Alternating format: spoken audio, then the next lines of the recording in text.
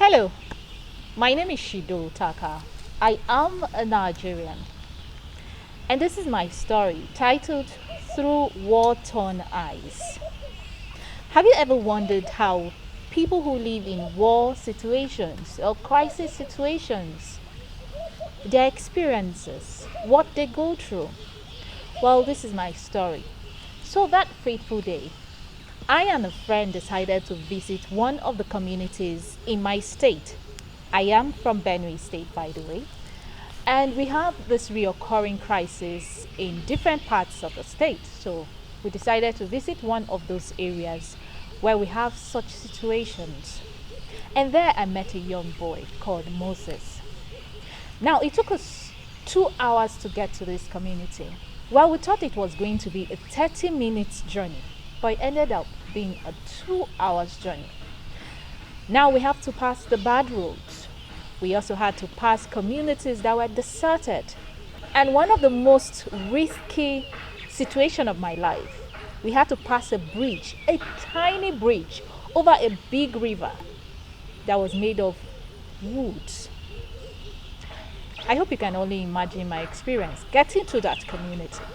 Now, when we got to Moses' community, there was no light, no phones, no network connection, which means that community was totally cut off from the outer world. So I went around talking to the community members to find out their experiences, and I met Moses. Moses was this tall, 9 years old. I said, "Hello, Moses. I'm here asking about your experiences in the crisis situation." I said, "Where's your mother?" He said, "My mother is at home." I said, "Where's your father?" He said, "My father is dead." And I wanted to find out Moses' story. Moses starts, "Well, it was this fateful day. And my dad said," and Moses said, "It was this fateful day.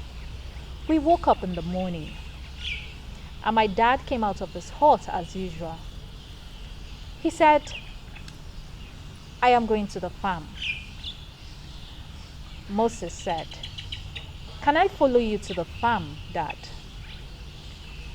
His dad said, 'No, Moses, not today. Maybe some other time. We'll go together.' According to Moses, he asked his dad if he could get something from the farm when he was coming back. And of course, his dad said yes.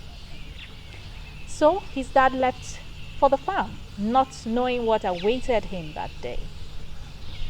Some few hours later, two villagers came rushing into their compound, shouting, 'They have struck again! They have struck again! The killer headsmen have struck again!' Moses' mother rushed out of her hut and pushed Moses, who was playing outside, into the hut, telling him to stay there for a while. But according to Moses, he could still listen to the conversation from the back of the door. The villagers told his mom, 'The killer headsmen struck this morning. They killed 50 farmers.' Moses heard at the back of the hut, and immediately his heart skipped. He thought about his father on the farm. Could he be among? Then the wait started. They waited for hours upon hours to hear any news of his dad, who obviously didn't return from the farm. At the end of the day, some elders walked into their compound and said, 'Your father is dead.' The next minute, he saw men carrying a dead body into the compound. And yes, Moses lost his father to the war, to the crisis. By the time Moses was done with his story, tears had welled out.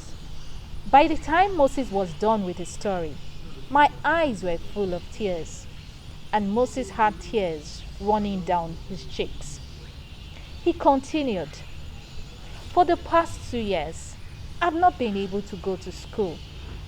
All the schools in my community have been shut down because of the crisis. We can't even go to the farms anymore. Food has become a problem, I heard from Moses. From that day, my perspective about people living in crisis torn situations changed. What they go through, how they live their lives. I saw it from Moses' eyes. It has never been easy. As I left Moses' community, I learned one thing. You will always understand the stories of others when you can see it through their eyes. And that's the end of my story. Through one-ton eyes. Thank you for watching.